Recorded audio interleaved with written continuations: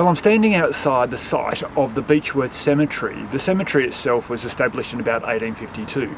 I'm not too sure if I welcome one to a cemetery or we just go and explore it. But the cemetery is pretty famous for its Chinese burning towers. And I remember even back in 1972, I know I don't look like I'd be a 12-year-old in 1972, but we came here as a school little excursion and we explored the burning towers then. So I've seen them a few times over the years, but anyway, we'll see them again today. Come this way. I've just discovered this little plaque as we've entered the Beechworth Cemetery, and it's quite poignant. It's about a cemetery. What it says is this is a cemetery. Lives are commemorated, deaths are recorded, families are reunited, memories are made tangible, and love is undisguised. This is a cemetery.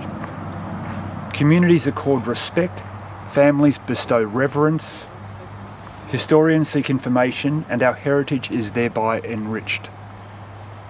Testimonies of devotion, pride, and remembrance are cast in bronze to pay warm tribute to accomplishments and to the life, not to the death, of a loved one. The cemetery is a homeland for memories that are a sustaining source of comfort to the living.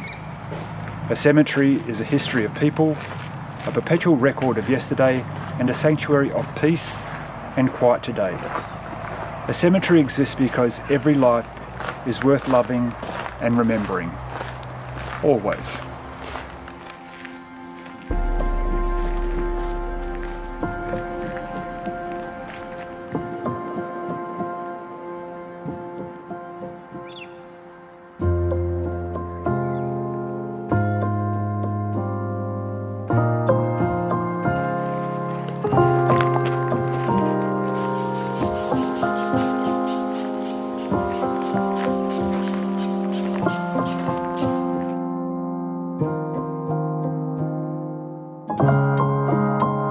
At the Chinese ceremonial burning towers, and a little story about the towers. So the savage Buckland riots in 1857 drove many Chinese to Beechworth goldfields, but by 1860, when these towers were built, over 5,000 Chinese were mining gold here. During burials, paper tokens were burnt here and small offerings of pork and wine made to sustain the departing spirit, accompanied by the ashes of burning paper prayers. Exploding firecrackers scared devils away. The turbulent gold years have gone, but mortal remains of 2,000 Chinese lie peacefully here in multiple graves.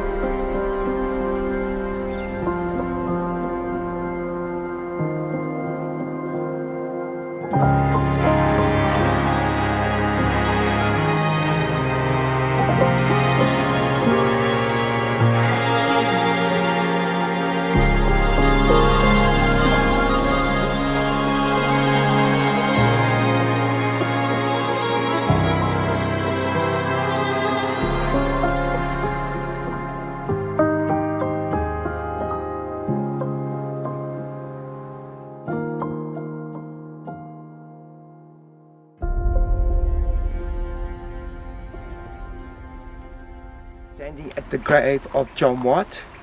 He was instrumental in helping survey the boundaries between Victoria and New South Wales. Unfortunately, he was shot by bushrangers.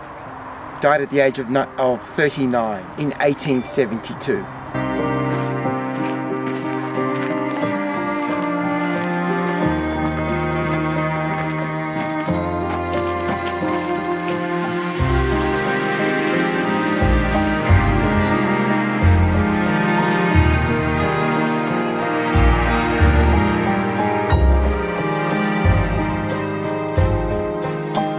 Here at the Gavin children's grave. George, a chemist, and Kate Gavin lived in Ford Street. They had 10 children and 7 of them are buried in this grave. Their names are Adelaide, Frederick, Louise, Florence, Agnes, Constance, and Alice. They died progressively between 1862 and 1872. Their ages of death ranged from 9 weeks to 2 years. They died from conditions such as atrophy, wasting disease, and diarrhea. By 1872, the Gavins had had 8 children, but only one, Lucy, was still alive. In 1874 and 1878, Walter and George were born. These tragic deaths illustrate the trauma of family life in the 19th century, when so many children died from illnesses and diseases, which is now able to be treated. We are at the grave of James Ingram, and he was a Scotsman who arrived in 1855, a prominent figure in Beechworth. He had a lot of influences in a lot of things that happened around the town, like the Benevolent Society, the mental hospital up at Mayday, schools, the Ovens District Hospital, as well as the Beechworth Cemetery Trust. He died 6 weeks short of his 100th birthday, the grand old man.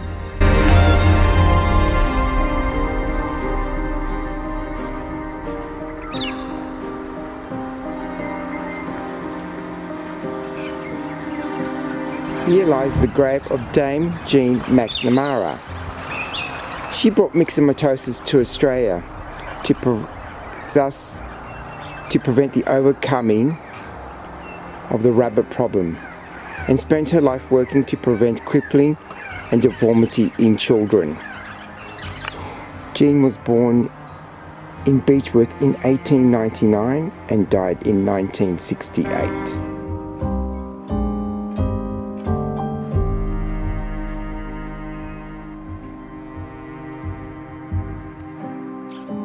This gentleman, Alexander, he was the first Australian film producer to introduce talkie films in Australia.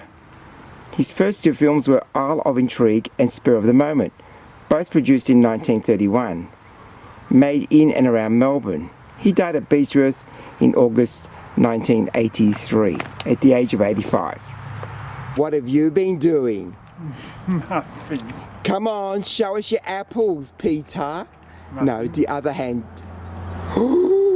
Oh, yummy, fresh apples. Who said nothing grows in a cemetery? We've come to the end of our tour of historic graves at the Beechworth Cemetery. This little brochure sits in a box inside the cemetery, so you can pick it up and take a little walk around. So I hope you enjoyed our walk, and we'll see you on the next adventure.